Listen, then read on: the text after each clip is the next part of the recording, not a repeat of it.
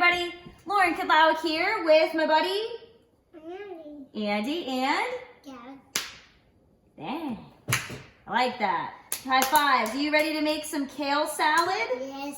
So this is a copycat recipe that I found online. It's a copycat Chick-fil-A superfood salad recipe that my mom recently made for me.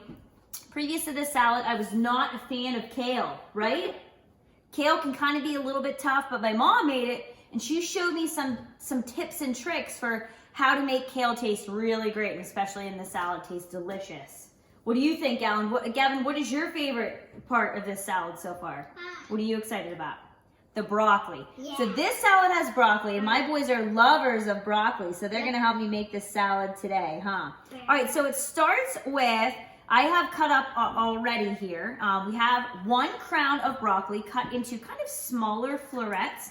And broccoli is awesome because it has fiber, it has protein, it has things like potassium, you can take a piece, go ahead, calcium, magnesium, vitamins A, C, E, K, B, folic acid. It is an awesome superfood.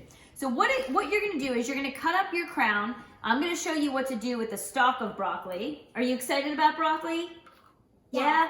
I'm gonna put a splash of water here and steam it. So I'm gonna just put maybe, really just a tablespoon of water. I'm gonna take the lid of my microwave safe bowl. Now this is a Pyrex one, not all lids you can do this with, but you can also use plastic wrap. But we're gonna microwave this for about 4 minutes, and then we're gonna let the broccoli cool down before it goes into our salad. So that's probably the first step that you wanna do. And if you have little guys like mine that like to snack on broccoli, they can snack on broccoli while you make the rest of the salad. All right, guys, are you ready for the next step? The next step is getting our kale ready. So this is what a stalk of kale looks like. Kale is an awesome superfood. It basically has tons of vitamins in it, including A, K, C, vitamin B6. There's actually protein, which vegetables typically don't. There's 2.9 grams of protein. There's fiber, there's calcium and potassium. We didn't get vitamin. Oh, we didn't get a vitamin yet. I will give you a vitamin later, huh? Yeah. We do take a multivitamin, my boys do, in addition to eating good. All right, so what you want to do is wash your kale off. Are you guys ready with your stalks of kale? Mm-hmm. Andy, you got your stalk of kale? Mm-hmm. Right? Okay, can you pick it up? Pick it up. All right, so what you're going to do is you're going to pull the leaves off. Can you pull those leaves off like you were pulling the petals of a flower off? Toss them right in the bowl. You don't want these little stalks. Those are kind of tough. Kale can be tough, but my mom actually encouraged me to dress it about 20 minutes before you're going to serve it. Because the dressing kind of softens it up a little bit, and then this part you can throw in your compost bin, or you can throw that part away. This part is pretty tough. I'm sure some people cook with it. You could probably stick it in soup and things like that. And then once you get everything ripped off, you can kind of just go into your bowl and just rip that apart just like that. Done. Did you? Oh, I see some more leaves there. Oh, keep tearing those leaves off. Yeah. I'm gonna do straw. So you want to have like little bite-sized pieces. I still see more. Keep getting more. Keep getting more. Just want to rip it into bite-sized pieces. And this recipe calls for about 4 cups of kale. You can do more, maybe a little less, you know, depending on what you have on hand. Kale also melts down really well. Rip that one up for me. Rip that one up too. Kale really melts down well in soups as well, kind of softens it up and stuff like that. Stir fries well. Gavin, show them your stalk. You did a great job tearing off those kale leaves. You gonna try a kale leaf? No. Anybody? No. Not yet? Andy did try this salad last week, and he thought it was okay. But they like the other ingredients of that too. So that's basically your 4 cups of kale, and then I'm gonna microwave my broccoli, and then that's gonna be the base of my salad. Let me show you how to put together the dressing. One little note about the broccoli before we move on to the dressing is often when you get a crown, you're gonna have this big giant stalk. Don't let it go to waste. Don't just throw this in the trash can. We're gonna make super crunchy broccoli sticks, which we're gonna put some seasoning on. So basically, you cut the outside skin off of the broccoli. Don't you like super crunchy broccoli sticks? You did. You like super crunchy broccoli sticks. So these are called broccoli hearts, and basically you just want to get the tough outside off. You can kind of push that to the side, and then I very carefully like to cut this into little matchstick pieces, and then you can take those little matchstick pieces, get that knife out of the way, and just toss those or shake a little bit of your favorite seasoning on them. You want to give one a try today? Mm-hmm. Yeah, it tastes just like broccoli. You want to give one a try? Super crunchy. Hope it's not so salty. You like it? Good crunchy. Good snack for waiting for your salad to be done, huh? Or whatever you're gonna cook to go with your salad. Our dressing? Are you ready? Yeah? All right, so our dressing is a maple vinaigrette, and it's gonna start with the zest of 1 lemon. So if you need to get the zest of a lemon, you need a microplaner or a zester. And what you wanna do, and you wanna do this on a cutting board, is wash your lemon first, and then you're gonna kind of run that lemon across your zester, just like you see here. And you wanna make sure that you don't take off the pit, like the pithy area, which is the white area. That's really bitter, so you really just want the yellow part. That's what the zest is. And so for this recipe, we need about 1 teaspoon or so of zest. I would say that that's probably gonna be about the zest of 1 whole lemon. And you just wanna keep rotating it. This is a job that really is not a good one for little ones because this is pretty sharp. And when you go ahead to clean the zester, you wanna make sure and kind of treat it like a knife because it can cut you. So make sure you set it aside. So that is our zest of our lemon, and we're gonna set that off to the side because we now need to juice this lemon. So what we're gonna do is we're gonna take our knife. I like to roll citrus, kind of gets the juices flowing, and we're gonna cut that in half. And we're going to, you gonna smell that? We're gonna squeeze our lemon, and I'm gonna say that like half a lemon is gonna give you, okay, hold on. Half a lemon is gonna give you roughly 2 tablespoons of juice, so you really only need half a lemon for this recipe, but you can do more if you want to, if you like it really lemony. Do you like it lemony, Gav? And don't forget, a lemon is gonna give off seeds, so I like to I definitely squeeze it into a separate bowl, and I kind of just stick my fingers in there and pull out those seeds. Some people have the fancy schmancy like juicers and things like that. I'm kind of anti like unnecessary things. I'm completely fine with using my hands for some things. So Gav, can you pour that lemon juice right into that cup right there? I'm gonna make my dressing in a measuring cup. Just makes for some easy mixing.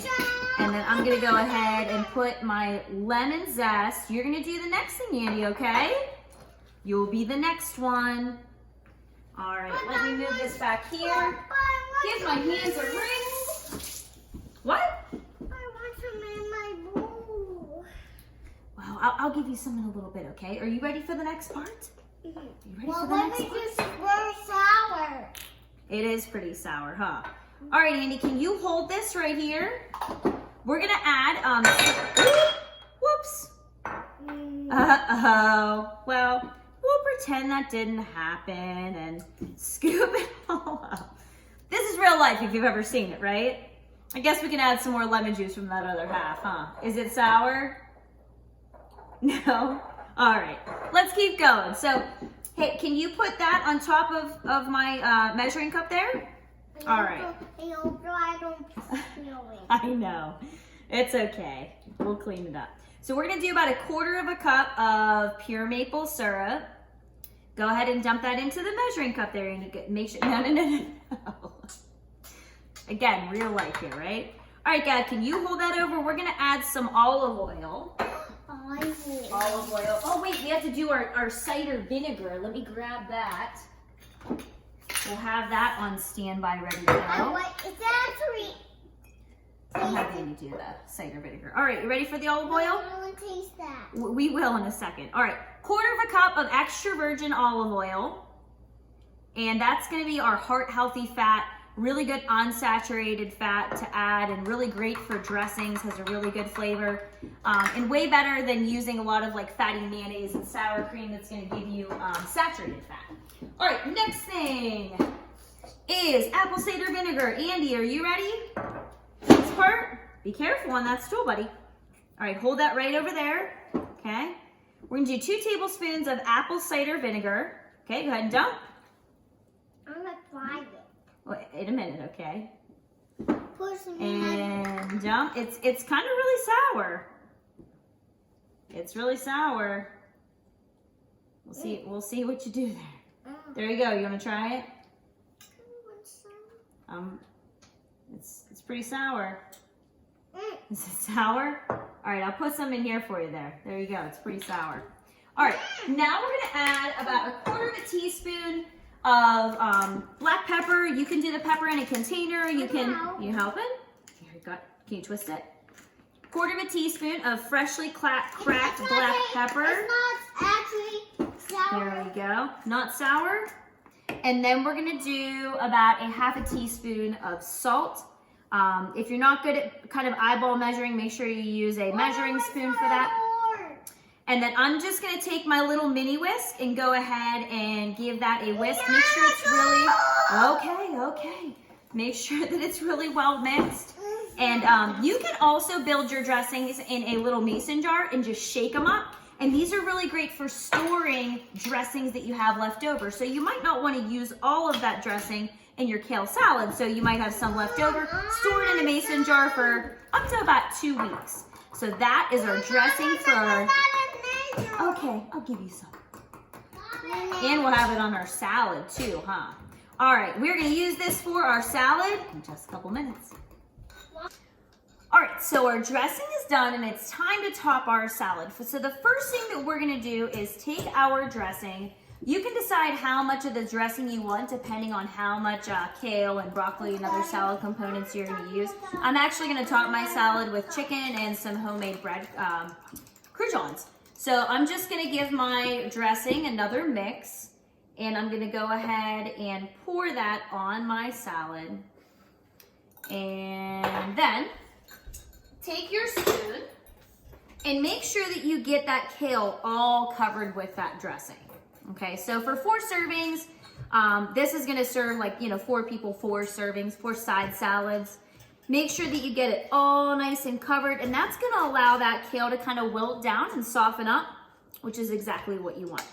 All right, so now we're gonna add to that our steamed broccoli. You can use broccoli rabe, or if you don't like broccoli, you could replace that with something else. You can also do this recipe with spinach, but I wouldn't dress it so far in advance because spinach is pretty tender. So I'm gonna give that a nice toss here. Look at that, lots of green there, lots of vitamins and nutrients.